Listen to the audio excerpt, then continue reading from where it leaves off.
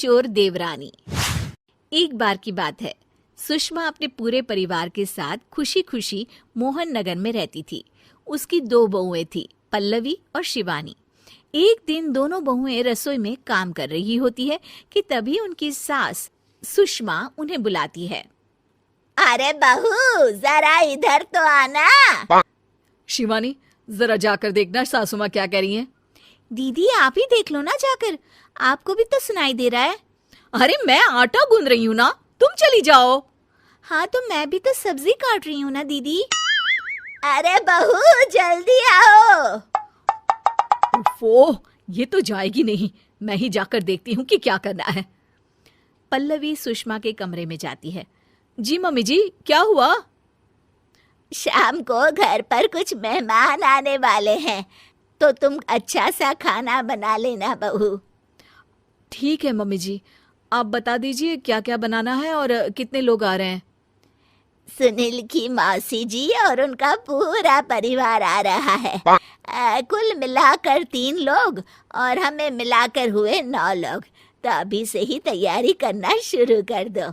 और हाँ, घर की सफाई भी कर देना, हाँ अच्छे से। जी मम्मी जी, सब काम हो जाएगा, आप चिंता मत कीजिए।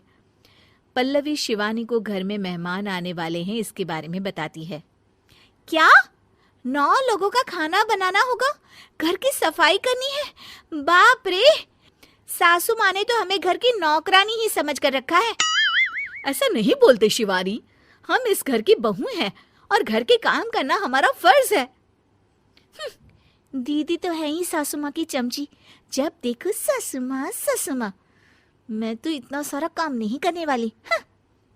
शिवानी कपड़े लेकर गमला साफ कर रही होती है और चक्कर आने का नाटक करने लगती है। मेरा सर चकरा रहा है। तभी वहां पल्लवी और सासू माँ जाते हैं।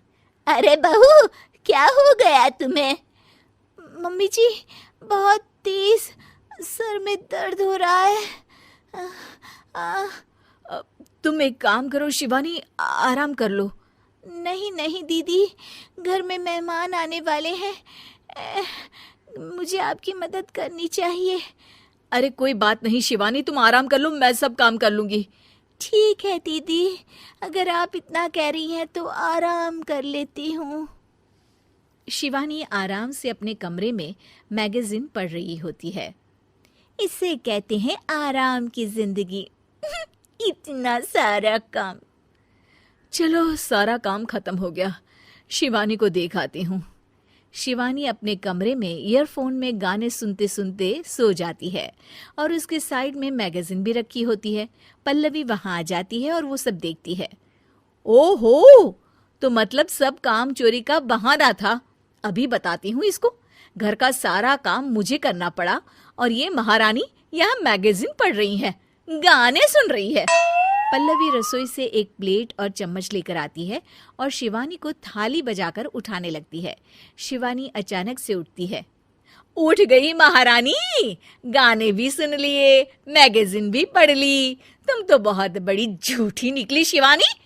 तुमने सर दर्द का बहाना बनाया ताकि काम करने से बच सको। हाँ, बनाया बहाना, तो क्या करती, इतने सारे काम करती। मुझे कोई शौक नहीं है चापलूसी का।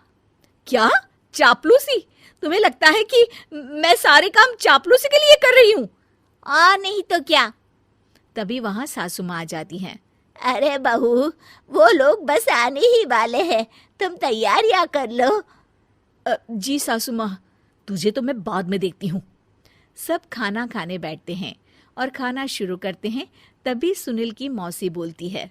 वाह भाई वाह, खाना तो बहुत ही अच्छा बना है सुषमा जी, एक एक चीज में क्या स्वाद है। ये सुनकर शिवानी मुंह बना लेती है।